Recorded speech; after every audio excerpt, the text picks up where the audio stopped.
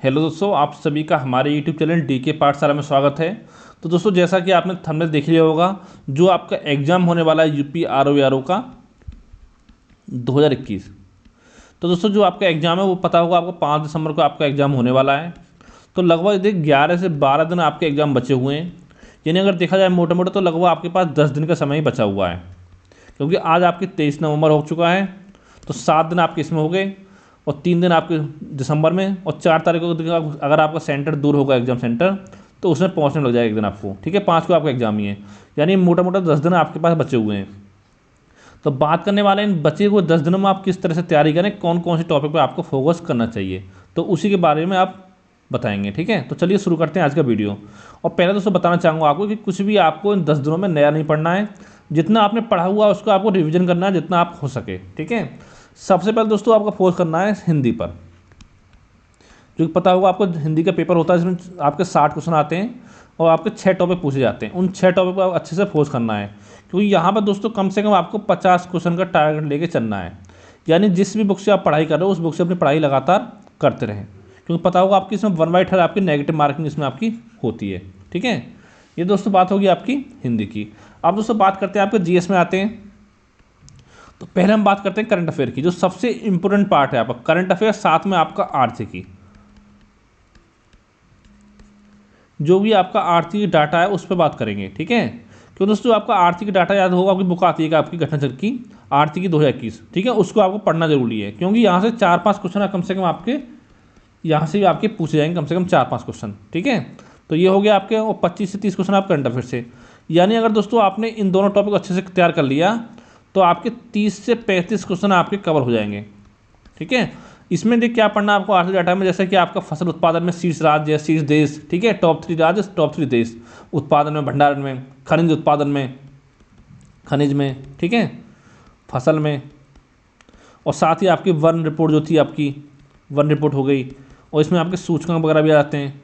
ठीक है, यानी दोस्तों इसके जो जितने भी आपका आर्थिक समय डाटा है वो मैंने दोस्तों अपने चैनल पर कंप्लीट कराया हुआ है। वहाँ पे एक आपको PDF मिल जाएगी प्लेलिस्ट, उसमें जाके आप देख सकते हो। ठीक है, जितना भी आपकी खनिज से संबंधित डाटा है, फसलों से संबंधित डाटा है, वो सारा मैंने आपको कवर करा दिया है।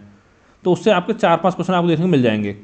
और बात करें दोस्तों करंट अफेयर की, तो दोस्तों यहाँ पर बताना चाहूँगा आपको कि कम से कम खाली करंट अफेयर से बात करें, आपका करंट अफेयर साथ में आपका यूपी करंट अफेयर, तो कुल मिलाकर दोस्तों 25 से 30 क्वेश्चन आपको देखने को मिल जाएंगे इस टॉपिक से। तो इसके लिए दोस्तों हमारे चैनल पर आपको 1000 इंपॉर्टेंट MCQ सीरीज स्टार्ट की जा रही है। ठीक है, जो आपको आज शाम को या कल से आपको वीडियो मिलना स्टार्ट हो जाएगा। वहाँ पर दोस्तों आपको जितने भी पूरे साल की, यानी कि 1 जनवरी 2021 से लेके 15 नवंबर 2021 तक का जितने भी आपके इंपॉर्टेंट करंट अफेयर है वो आपको सारा कुछ इसमें बता दिया जाएगा। अगर दोस्तों आपने हमारे 1000 MCQ अच्छे से फॉलो कर लिए तो ये मांग चलो जो आपकी 25 से 30 क्वेश्चन आएंगे उसमें से 20 से 22 क्वेश्चन आपको वहीं से देखने को मिल जाएंगे। ठीक है, उस सीरीज़ को आप जरूर देखना एक बार। ये बात होगी करंट अफेयर की। इसका दोस्तों आपका मेन फोकस करना है 30 नंबर पर यूपी जीके, क्योंकि यहाँ में दोस्तों 15 से 20 क्वेश्चन आपको देखने को एग्जाम में मिल सकते हैं यूपी जीके से। ठीक है, ये जिस भी बुक से आप पढ़ते हैं उसी बुक से आप लगातार पढ़ते रहें।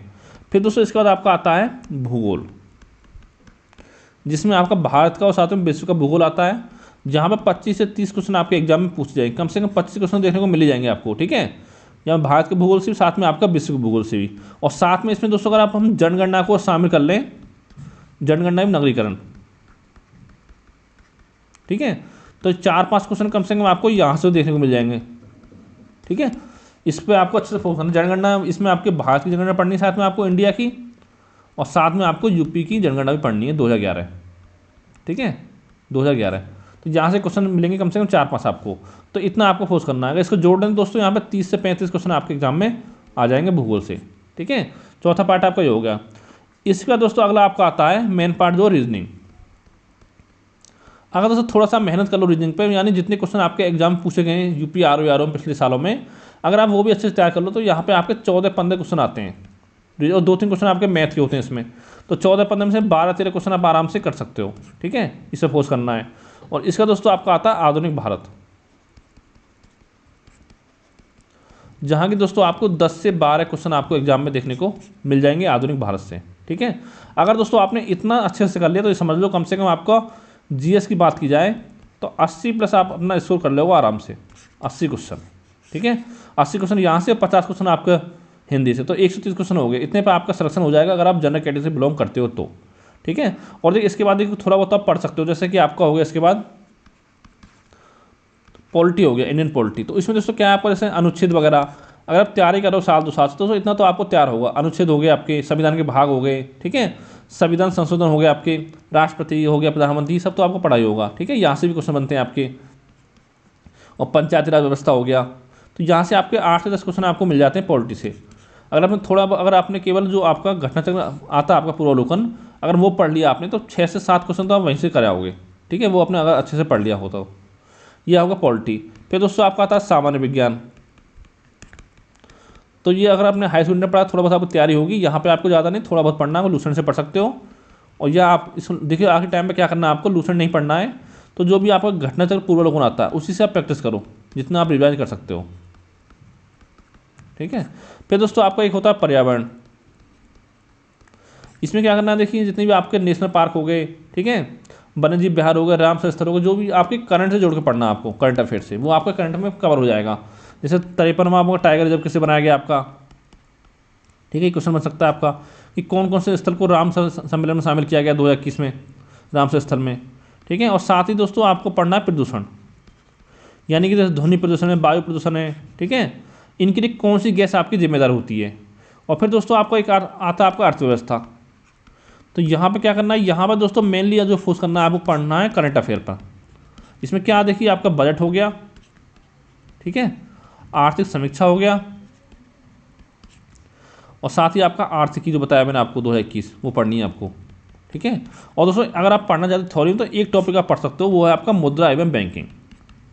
तो दोस्तों यहाँ से आपको एक क्वेश्चन आपको 100% एग्जाम में देखने को मिलेगा। यहाँ जैसे पूछ लेगा मुद्रास्फीति अगर आपकी बढ़ रही है तो इस पर क्या फ़र्क पड़ेगा, इस टाइप क्वेश्चन आपके एग्जाम में बन सकते हैं। ठीक है, इसको आपको पढ़ लेना एक बार। तो इतना दोस्तों आप अच्छे तैयार कर लो, बचे हुए 10 दिन में। ठीक है, जितना हो सके उतना रिवीजन करो, कम से कम आपको 10 से 12 घंटे आपको स्टडी करनी है। और अगर कोई आपका सवाल हो RO भर्ती संबंध, तो नीचे कमेंट करके आप पूछ सकते हो। तो थैंक यू फॉर वॉचिंग।